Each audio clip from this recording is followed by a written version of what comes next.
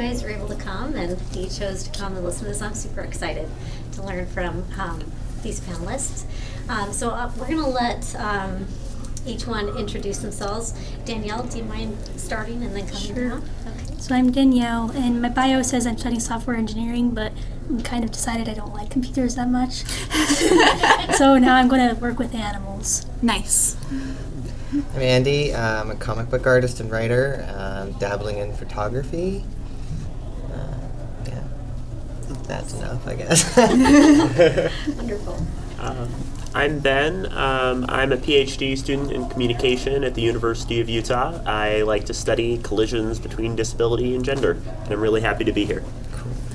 I'm Sarah. I work here doing the exciting work of getting people on government benefits. Okay. Thank you.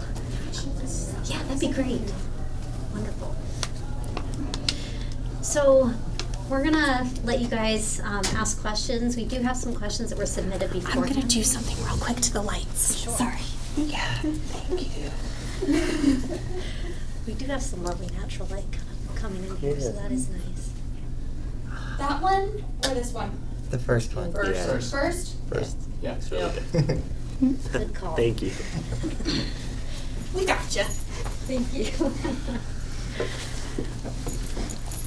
All right, so does anyone have any questions they'd like to start off with? Or if not, that's okay. I have a list that we can go off of as well. Okay. Sounds good. Why are you here on this panel, and why is this important to you? Do we want to start the same way, or do we want to mix Do you want things to go up? first? Sure, I guess I'll go first. So mostly I'm on this panel because it's really hard for me and it's scary, so I'm trying to stretch myself and do something hard so I can improve. And it matters to me because it's good to have a good community and be able to talk about what it's like. I was recommended to this panel by my sister-in-law. I'm transgender and bisexual, so those are my credentials for being here.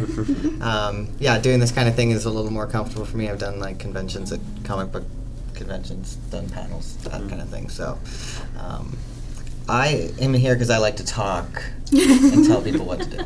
So. Yeah. Can I just say it's awesome to be at a panel and like not have to feel pressured to give y'all eye contact. I hate when neurotypicals force that on us all the time. So I sort of was following this convention for several months and was really interested and was like, I want to be in on this, but I was like, maybe this is too late, and sort of was able to make it in toward the last minute. I think I've had some trouble knowing how to sort of publicly share and articulate my identity, including both like autistic identity and gender non-binary identity, and how to explain how those things are always implicated and relate to one another in ways that I don't think people necessarily think about in a lot of ways. So I want to like other folks, get myself out of my comfort zone a little and be more comfortable sharing who I am and learning with everybody. This is important to me because I came to both identities kind of late, and if it's the difference between helping people find their identity earlier, which I feel like would have been healthier for me, then that's fine by me. It is a little bit hard for me because I work here, and here at ScenicView, most people don't know. I thought a lot of people did because I purposefully told the most gossipy people that I had a girlfriend, and I thought they would spread the information quickly, but that didn't work out for me. So, yeah, it's a surprise to a lot of people. So, Thank you. All right. Do you feel like autism directly affects your sexuality and or gender identity? How do you order your identity? LGBTQ plus person who is autistic, autistic person who is LGBTQ plus, that kind of thing. I've never really thought, personally, I haven't really thought of them as being together. I always kind of think of, I'm LGBT, but I'm also autistic, so I feel like for me it's like two separate things, but they both make up who I am. And I probably would consider myself autistic and also LGBT. Yeah, I think there's a significant overlap with transgender people or non-binary people. Any like gender non-conformity and autism is pretty common across all the autistic people I know personally. Like, and several trans people that I know, they're also autistic.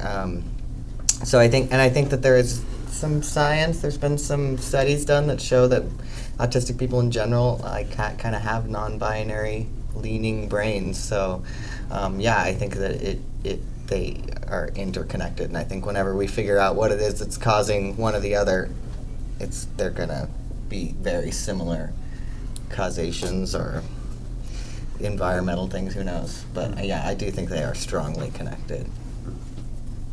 Yeah, I think I'm sort of always trying to figure out what word or label to use to describe sort of where I position my identity, including non-binary identity. And I was talking to a friend once about, sort of embracing neuroqueer as an identity label, and they said, well, why not just call yourself non-binary something else? Why does it have to be that? Why do you have to put autism with your gender identity?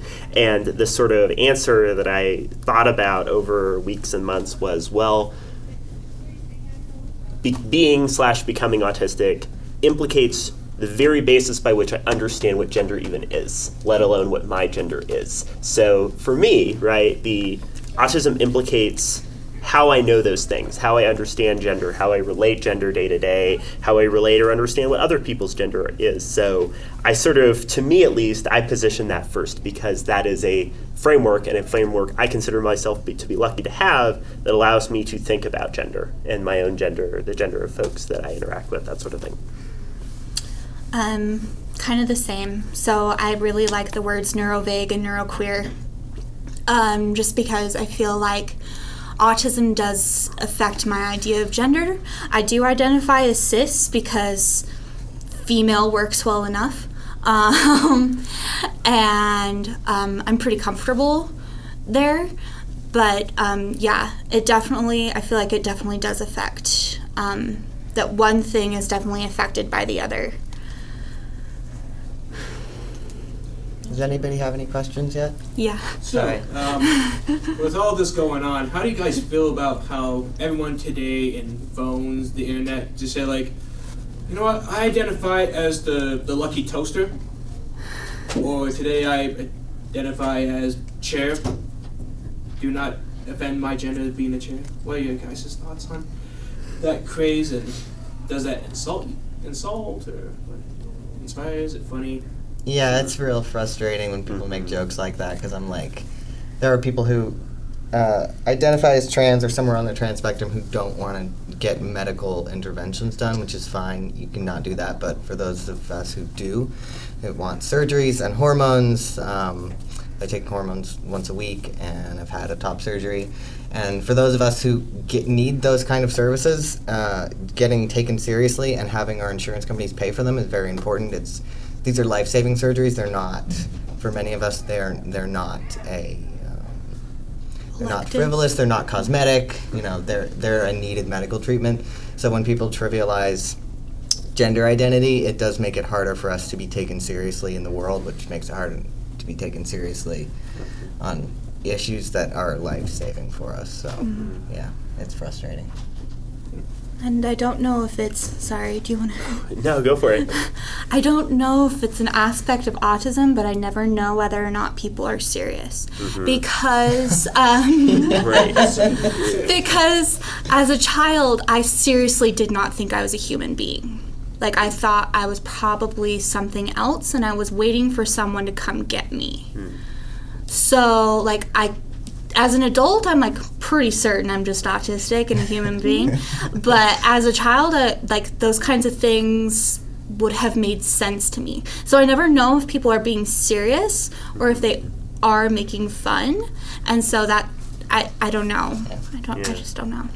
And I sort of come at that as somebody who, is non-binary but oftentimes is read or appears to be male by a lot of people, right? And the sort of complexity I sort of navigate is, well, like, this is familiar to me, this is my routine, right? These are the clothes that I know how to wear and I wear day to day and I'm comfortable with, and everything else outside of that, at least for now, feels really scary, right? Like, I've thought about expressing myself in a more femme way, but I'm like scared to do that because that's out of my routine, or like, you know, dressing formally and wearing a tie is a way that I can put up emotional walls against people that I don't trust, right? That I interact with day to day. So there's so much that goes into there. So when somebody says, well, oh, I identify as a chair, I identify as this, you're making this joke at this snap moment when, like, internally, right, regardless of what's sort of externally expressed, performed, like, I've written, like, pages and pages of notes to myself trying to figure out who I am, right? Like, and there's so much that I've tried to, like, internalize for weeks, months, years that, like,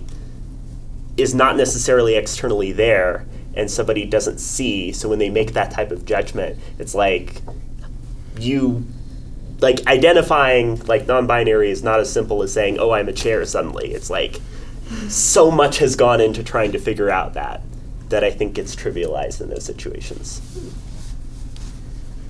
There's in the back. Yes. So, I'm trying to figure out how to formulate this question. I'm an alcoholic in recovery, 9 years. Me too. That's one place where I've always felt like an alien in this world. I'm transgender. That's where I've always felt disconnected from even from the LGBT world. Don't fit in either world. And then recently, my therapist is, we're starting to think that perhaps I'm on the spectrum, which is why I'm here today, to get some more information. And so I guess my question is, how did a diagnosis of autism help your worldview, I guess, or your self-view? How did knowing whether you're autistic help you deal with the rest of those things that make us feel like aliens? Well, for me, I wasn't diagnosed until I was like 21, and it was actually just a really big relief to me because it explained so much, and I realized that I'm not just totally messed up, there's a reason for this. And I also realized, like, you can't really fix something until you know what the problem is.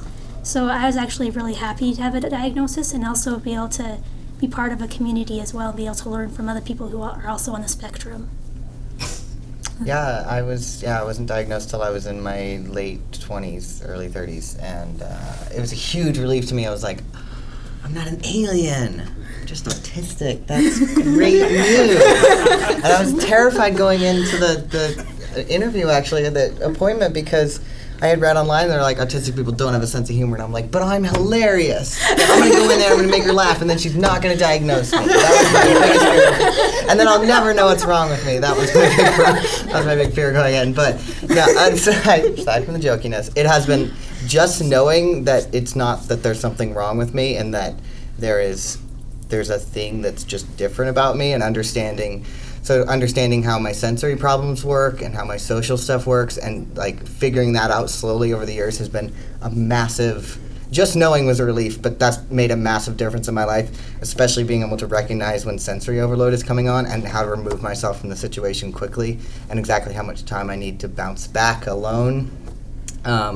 It's made such an incredible difference in my life that I mean, every aspect of my life is different because of just knowing I'm autistic and paying attention to what that means for me personally and which like aspects of being autistic apply to me and which ones don't, and then learning to manage them. It's made an incredible, unbelievable difference in my life. Yeah, so both of my parents are retired therapists, which made for an interesting childhood. And several years ago, my dad had a conversation with me in which he told me that he believed that I was autistic. And that was sort of my first experience with any sort of like diagnosis or label attached to me. And I remember at the time just recoiling and being mad at him and thinking, no way, and that sort of thing. And it was over time and going through that kind of process where I started to think about, why did I recoil? Why did I react so negatively to that?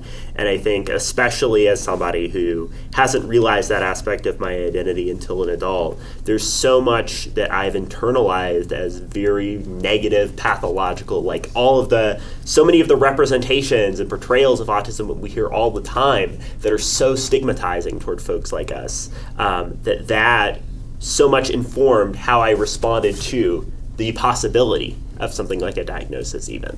That there was that process of realizing that my assumptions about what people like me are were really not responsive to the actual lived experiences and perspectives of autistic people. So it was just sort of me coming to realize and rethink the ways in which my assumptions about autism came from those flawed sources, and to instead think about the positive and affirmative possibilities that came about.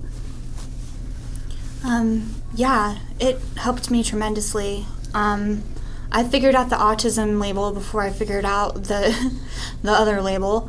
It was honestly more important. But around 16 was the first time I started like, I think I like girls. No. And I think I might also be autistic, which I was more okay with, but everyone around me was like, no. And then when I was 18, I was having to redo, I went to 5 years of high school instead of 4. And I was in this extra year of high school, and I was like, what the heck? How did this happen? Everyone's always told me that I'm really smart, and I hung a lot of my self-worth on intelligence, which now I think is really kind of a societal problem that we have. But I did. And so I was like, why, how could this have happened? And my mom brought me this book, and it was a very stereotypical representation. It was a little white boy that was obsessed with trains. And she was like, she was like, so you're not obsessed with trains, but you're like this about other things. And I was like, yeah, I am. And she's like, I think we should go and try and get you diagnosed. And I got my diagnosis of Asperger's at the time and nonverbal learning disorder, which also put me kind of in a different area than some autistic people. Later on, like, everyone's like, autistic people are really good at math. And then I came here and started working here, and everyone's like really bad at math. And I was like, I'm validated. But yeah, it means that I'm good at words and not good at spatial things. So yeah, it was huge. It was a huge part of probably being able to accept myself as queer too, because I was already quite different. And when I started hearing other autistic people talk about like why they felt like they were queer, I was like, holy cow, duh. So 22, and I finally figured it out.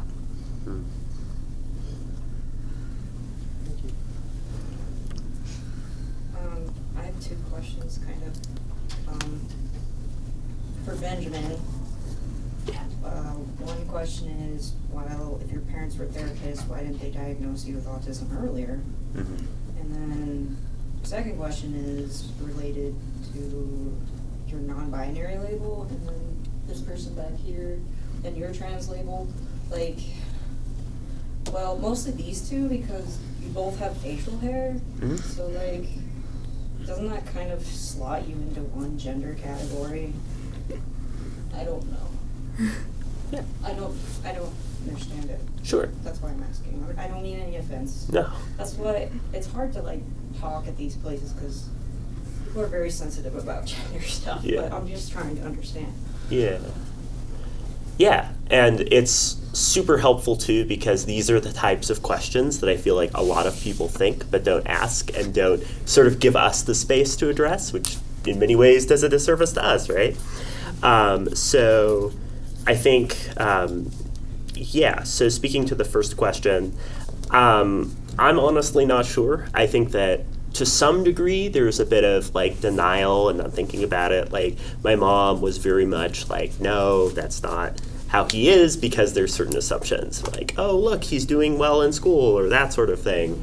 I think my dad thought that for a very long time. In fact, I discovered later that in primary school, the teachers were trying to put me in a special ed classroom. And my dad actually pushed back and said, no, I don't think he belongs in one. And that's not something I learned until he had that conversation with me later. So I don't know specifically why he chose not to share that with me until he did. But that was something that was ongoing, at least from his perspective.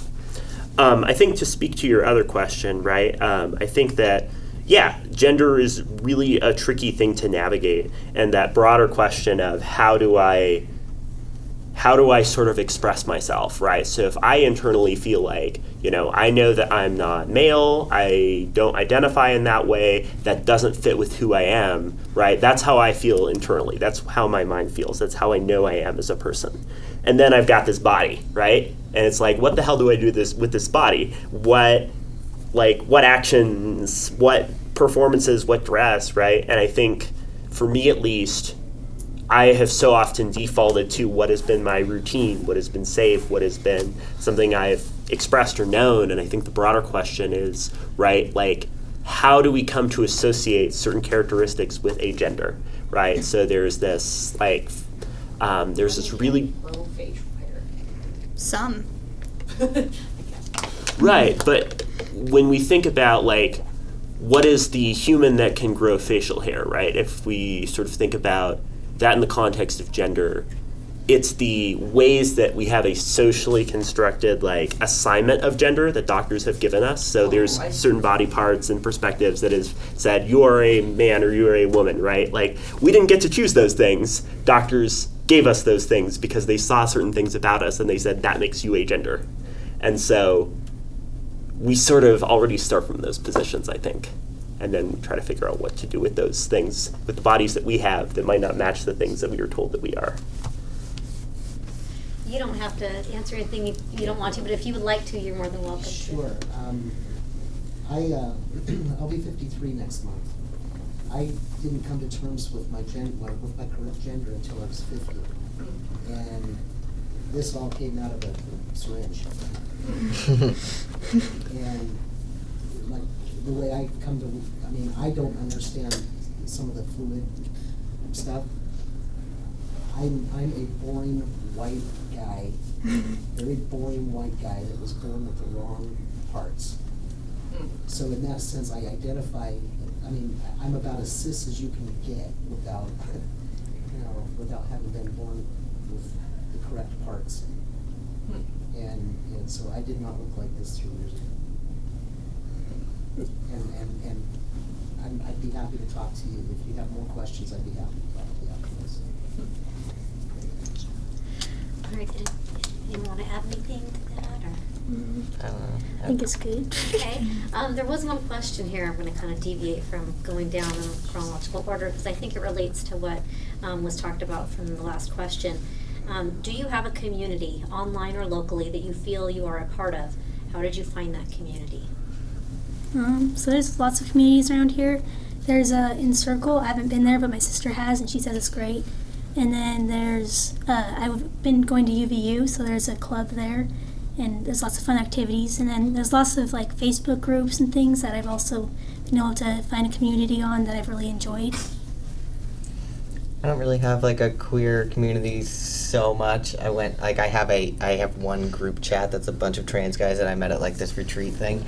But no, locally, I'm kind of a recluse. Shockingly, as an autistic comic book artist, I'm a little bit of a recluse, but no, not especially.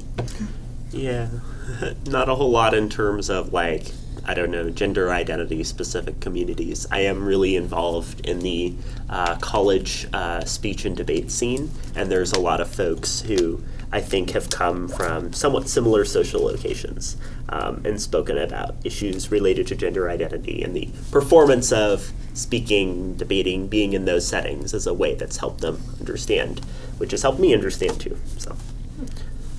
So a lot of my communities are online. I actually lucked into a community. There's an organization called Autistic Self-Advocacy Network, And I went back east and met a bunch of people who were also in college at the same time. It was a college training to bring those spaces to local colleges, and it's kind of what Carrie and I try to do with the Neurodiversity Club at UVU. But yeah, I lucked into that community online, and then there's just this really broad Tumblr community where it's not exactly like just a group of some people. It's a group of people who just have a bunch of different interests, and like they might be this. And I just hear that the straight version of Tumblr is completely different from the queer version of Tumblr. So that's all I know. Tumblr? What? Is it a different app? It kind of seems like it. There's like just different language. Like everyone knows what cis heteronormative means, and it's like I come outside and I'm like, what does cis heteronormative mean? It means cis, so gender you were assigned, hetero, attracted to the opposite sex, normative, meaning these things are normal because most people are cis and het. So, yeah, so just a lot of online communities. And then I've also lucked into other communities by just like finding kind of outlier Mormons and why are they outliers, and generally it's because they're queer.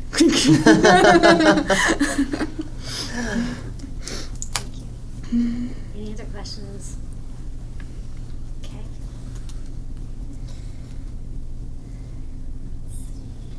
He's got a question. Yeah, Yeah, great. go ahead. One, I want to agree with Benjamin's comment. It is great just to not have to focus on people's eyes. It is amazing world, like fairies and unicorns. And Mel Gibson, good stuff. And two, is there a way that we could get up all these website informations? Yeah, we can compile something and put it online. Yeah. Yeah.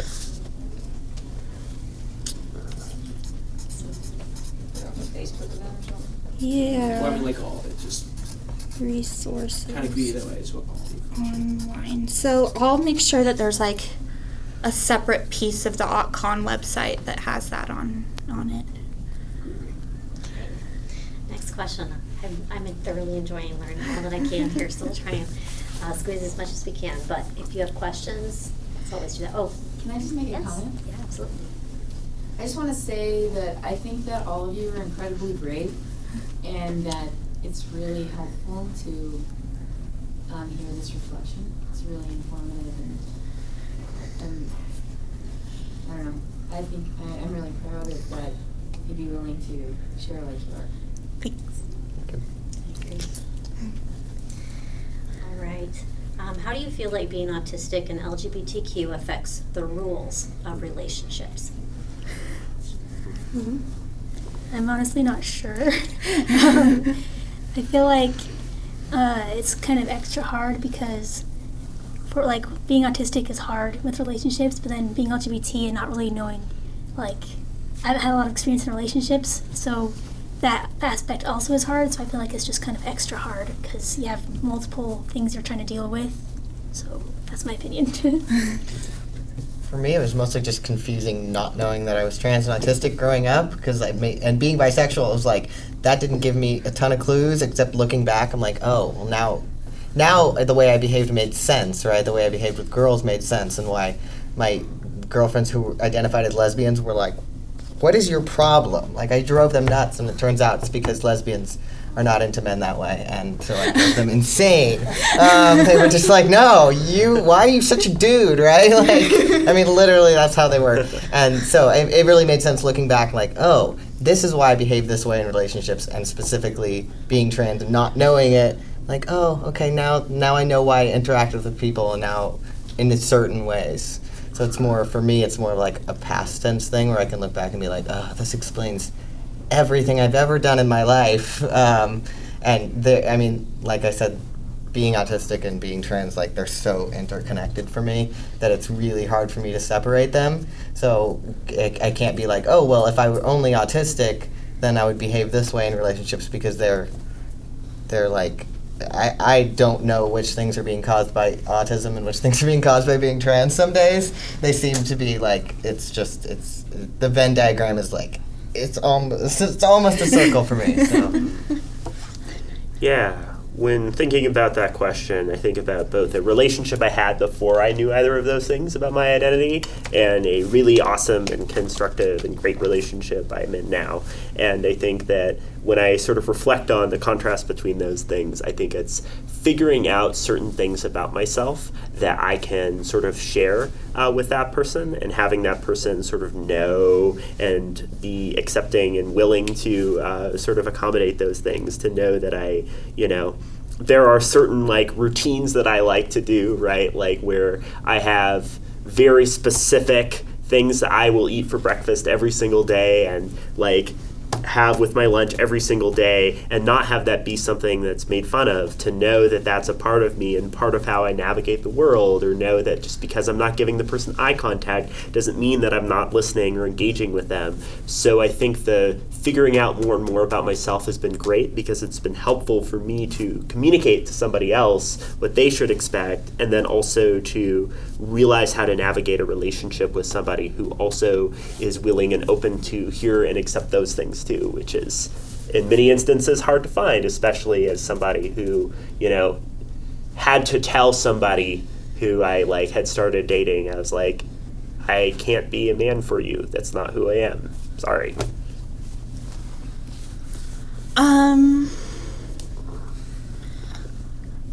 Just, I don't know, knowing I'm autistic and queer probably makes, it's just knowing makes the rules easier. Let's see if I can. So the other day I was on Tumblr, because it's where I spend way too much time, and someone that I follow who is not really into guys or kissing was like, so I used to have this thing where I had this idea of how long it was appropriate to kiss, and so even though I wasn't really enjoying it, I was going to give the guy 10 minutes. And so he would give this guy 10 minutes, and he would give guys 10 minutes, and then he'd be like, okay, this is over. And then everyone online was like, 10 minutes is like a really long time to kiss. And I was like, it is. Because I had come to the same conclusion that about 10 minutes is how long I should let a guy kiss me. And so I had that with boyfriends, and I had these weird understandings where like they just totally didn't match up with other people. It was like, no one really likes the guy they're dating. What? Yeah, because no one really likes the guy they're dating. And then I learned that like my friends who were dating guys were like, they really, really liked their boyfriends, and I was like, oh, okay. And then started dating a girl. I met her when I was 23? I don't know. I went on 3 dates with girls, and the third one stuck. And the rules, and I still get really caught up in these rules, because like I was like, why do we never go on hikes? And she was like, what are you even talking about? We would hate hiking. And I was like, yeah, but it's what couples do, especially lesbians that go on hikes. And she was like, no, you've been watching TV again. And I was like, oh, right. So like, I guess even just finding out that there aren't hard and fast rules was a weird thing for me, because if they weren't there already, I would just grab them out of thin air or make them, because 10 minutes is not the appropriate amount of time to kiss people. Not all lesbians hike, and not everyone hates the guy they're dating. So I'll ask a follow-up kind of question about dating. So I grew up gay and not knowing that I was autistic, and in the closet. And I watched Love, Simon recently, and I thought about like there's so much you bury, and that's a lot in my past now. But I thought how difficult, because I never had a clue if somebody was flirting with me. No clue. And then when you're gay and you're interested in the same sex and you don't know if they are, Mm-hmm. it's like incredible stress to navigate all of that. And I'm just sort of curious if you have any experiences to share with that. It's definitely hard because if you like if I like a girl, it's really awkward to be like, hey, are you gay? Like, you can't just walk up to someone and ask that. So 'Cause that's like us, we're like transparent, right? yeah. So sometimes I'll if you really like someone, you can go on Facebook and kind of stalk and see if they say who they're interested in. Or you can be their friend first and then get to know them better, and that'll usually come out eventually. Or you can always use Tinder or something, and then they already tell you. So Let's see if they have one of those little climbing hooks on their keys. I hear that's. Is that a thing? All the lesbians have the carabiner on their keys. Yeah. It's like a few hiking, but signs. more, apparently. More of the thing. For me, it's especially difficult because I only realized I was trans a year and a half ago, so I've been transitioning medically for a year. And so I don't know man rules to begin with. I don't know how to interact with cis guys at all. I don't know any of the rules, so I don't even know if they're my friend. Right? I don't know how to interact with dudes at all.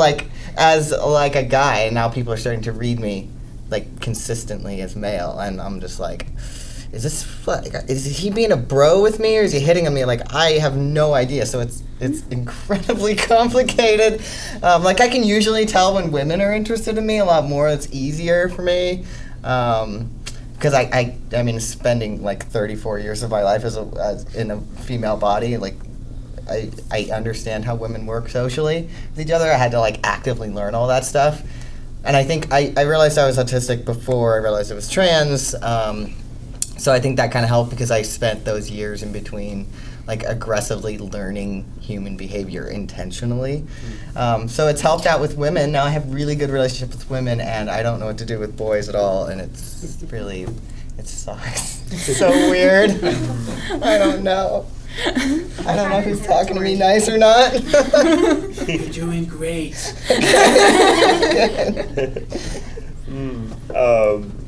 I wrote a novella on my OkCupid.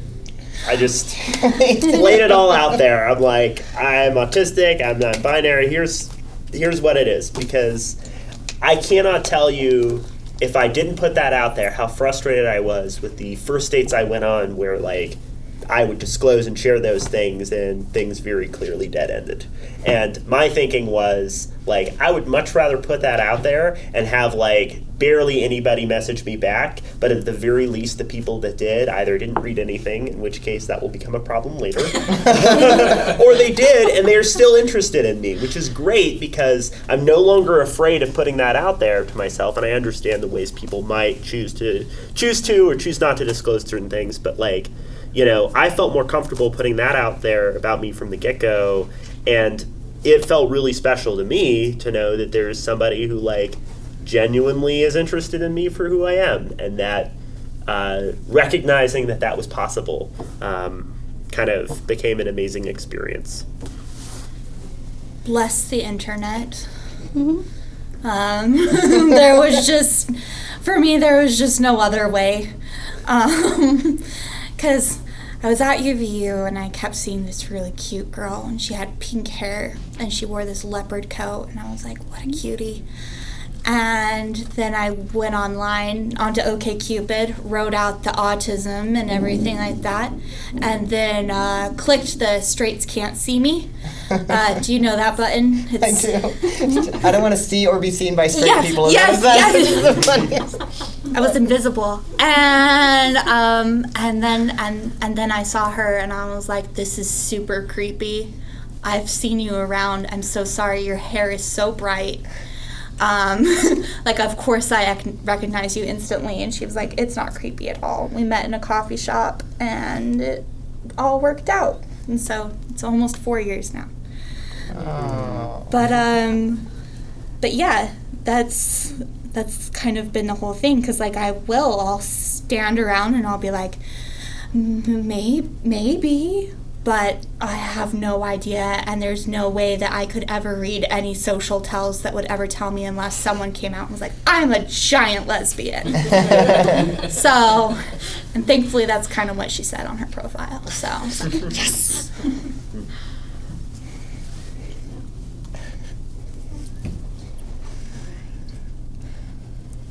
I feel like you guys answered a few different questions here, so I'm going to skip through now. Are there any other questions that anyone can think of?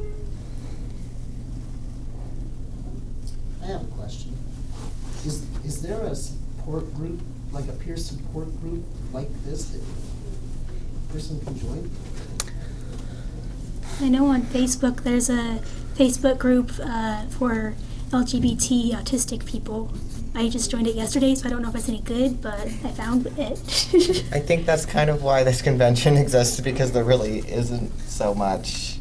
Like, all of my support communities are in fandoms that I'm in. Mm-hmm. So it's like, because we all have the same special interests, or they just think of it as a liking something, and I'm like, no, it's everything. This is why I wake up in the morning. Yeah. Start one? Yeah, we can start one. I mean, we can make Facebook chats or WhatsApp chats or something. Yeah, and Like- in person if people are up for it. I think of the reason a lot of it just exists online because we're so good at getting together in large groups. Yeah. Yeah, we love it. It's one of the defining characteristics of autism. Yeah. Sound. So we kind of touched on this a little bit, but websites, where did it go? Yeah, do you have you used dating websites? Which ones? Maybe just a little bit more in depth on that. Ones you're like, this was great, this was horrible, maybe a little bit of why, however much you want to feel comfortable sharing. I haven't done a lot of dating like I want to do more, but at the end of the day, I'm just so tired, like socially zoned out that I don't really do anything. But the two sites I use the most is Tinder and OkCupid. And I think they're both great, but you always have to meet someone in a public place just in case there's some creep that's pretending to be someone. Yeah, I've used all the dating apps, and it's always, I don't know, I don't like them because you never know how someone is in person, so you have to like meet up with them for coffee first in the daylight, and you have to have something to do afterwards, so you're like, hey, nope, I gotta go, even if it's going well, because you just never know. But I don't know, they've, like the ones that like have gender stuff are easier. I think, which one is it that like displays your gender thing right at the top? I think it's, I want to say it's OkCupid does it. Because I have to make sure someone read my profile to make sure I'm like, I'm trans, right? Because some people are weird about it. Like, I talked to this guy the other day, and then like 10 minutes into the conversation, he's like, wait, are you a trans man? I'm like, yeah. And then he was like, oh, I see. And he didn't talk to me again. And I was like, whatever. Okay. Yeah, so. Yeah, it's in the past it's been OkCupid and Tinder for me as well. And I mean, on the one end, it's great that like to have those spaces to communicate with people, and I want to respect folks who are not interested in continuing to talk with someone for any other reason. On the other end, the conversations like suddenly ending and things like that is a really scary thing too, because at least in the past, it's been an experience of like, okay, did I say or do something wrong? Did I respond to this comment in a weird way? Like, what's sort of going on? Or somebody will make like some sort of strange comment or joke and then not really message me back, and I'm like, wait, why did they do this? What's happening here? So the sort of ambiguity and understanding why people are communicating the way they are and why they're messaging in the ways that they are. Like, I want to respect the person and their boundaries in terms of how they want to communicate. I also, in the past, have experienced just confusion in terms of how to navigate messaging those spaces before I were to meet somebody too. I know I said bless the internet, but at the same time curse the internet. Because in some ways it has been harder in ways that I feel like, I mean, everything is good and bad, right? So I feel like meeting someone at a coffee shop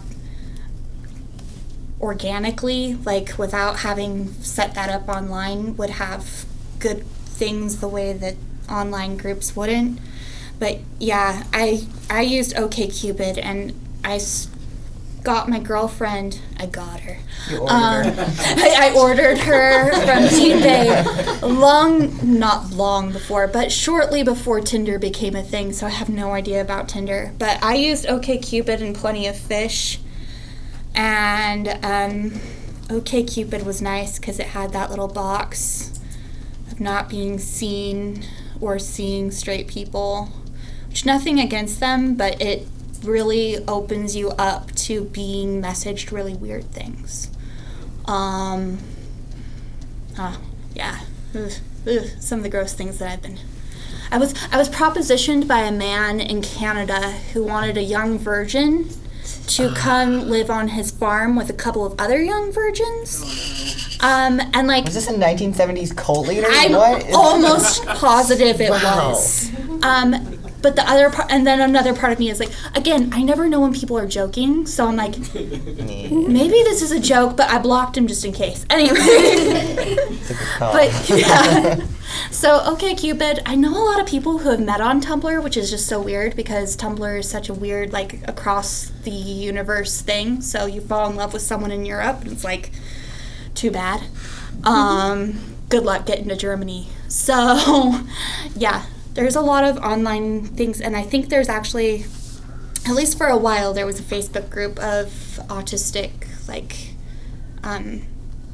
dating, where you just put it in, but it didn't have any of those algorithms or anything that, like, Match.com or OkCupid had, so it was, I don't know how successful it was, but it might still be out there.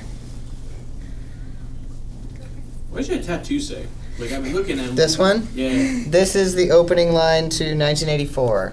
Nice. I'm a big dork. Wait, what's Big Brother? awesome. Oh God, he's watching us. Yeah. So this question kind of follows up on what we discussed, but it could apply to both online or in person. How do you advocate for yourself in dating situations? How do you tell someone that you may need them to be more clear in their communication? So, like I've said, I haven't really had a lot of experience dating, so I don't really know. I just want to bring someone to you. I will vet someone for you. Yeah, you've Nice. got like 3 matchmakers now? I know. I'm just. So, Sorry, I totally forgot the question because I was being a smart. So how do you advocate for Oh. yourself in dating situations or ask them to be more clear about their Yeah, I'm pretty just straightforward about it now because I'm impatient, I guess. And so I'm just like, look, I'm autistic. Like, you have to be as literal as possible. You have to tell me exactly what you want because I can't make any kind of assumption because I'll make the wrong one. So I usually tell people like right away. I'm like, look, I'm autistic. So as soon as like I sense like sometimes I don't mention it right away, and I'm like, oh, if I do something weird, I should probably give them a heads up. Like, okay, I'm not like a psycho. I'm just don't know what I'm doing. So I usually just tell people right off, you have to be very literal with me, and joking is hard too. Like if someone's too serious. My ex-husband was very deadpan in his humor, and to this day, I'm still like, you can't say that because I know what you said right now is objectively preposterous, but I still don't know that you're joking because he's so. I'm like, you can't do that because I take you seriously. So yeah, that's really difficult. It really depends a lot on the other person putting in like the effort to like respect your rules and like the things that you tell them. So, and if they are fundamentally opposed to doing that just because that's their personality, then that's a problem. Yeah, so I think one thing that I've dealt with in the past is the classic "you don't seem autistic" line. And I think Wolf from the Autistic Self-Advocacy Network talks about this really well when he talks about the idea of pseudotypicality and the ways that a lot of autistic folk like myself, have kind of learned to perform or engage in certain ways, like when we have to go to work or something like that don't fit with who we are, but we've sort of tried to learn how to simulate certain interactions and behaviors. So I think advocating for myself is saying like, hey, in these settings I might seem this way or might behave in this way. That doesn't mean that I'm not autistic. It just means that I've like tried to train myself to be something I'm not in certain circumstances, and to be with somebody who then is willing to trust me and trust my ability to let my guard down and let down the very way that I've internalized that pseudotypical or fake performance and let me be myself, right? Having those settings where I'm comfortable to do that and can advocate myself to do that rather than in a relationship where I'm the fake all the time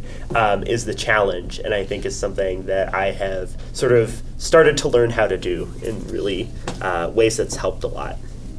It's been 4 years, and we both still really struggle with communication. So my girlfriend is not on the spectrum, but she does have OCD, and she does have extreme anxiety related to that, and we're both very, very passive people.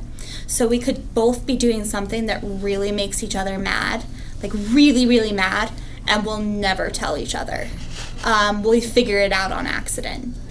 Like I was telling my mother the other day that my girlfriend, bless her, light of my life, she gets into my car that's kind of newish, and I love it.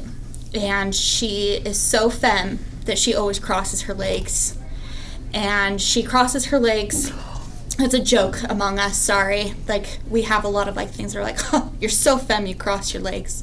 Anyway, but she always crosses her legs like this, and then her shoe rubs up against the I knew exactly what you were going to Yeah, say. yeah. As soon as you said that, I was like, I know what happened. Her shoe rubs up against the inside of my door. And her bottom of her shoes are always filthy for some weird reason. Like, we already established she doesn't go outside, so, like, we don't hike, so where did it come from? And the side of my door is all scratched up and muddy. And I cannot tell her. Like, I physically have opened my mouth to tell her, like, several times, and nothing has come out. So, thankfully, we just kind of lucked into being very similar neurologically. Like, first date, we set up the rules of, like, we're not touching each other until we say it's okay. Like, no handshakes, no hugs, nothing. I'm okay with handshakes and hugs, but she wasn't, and so that kind of happened. But a lot of our communication, it's kind of weird. A lot of things that people don't communicate about, we do, because it's related to our neuroses or something like that. And then a lot of things that people do communicate about, like, please don't put your foot on my car, we'll never say to each other, and we got to figure something out. But at least we know this now, and we're working on it. Unfortunately, we're out of time. I know, I want to keep going too. Let's give them a round of applause.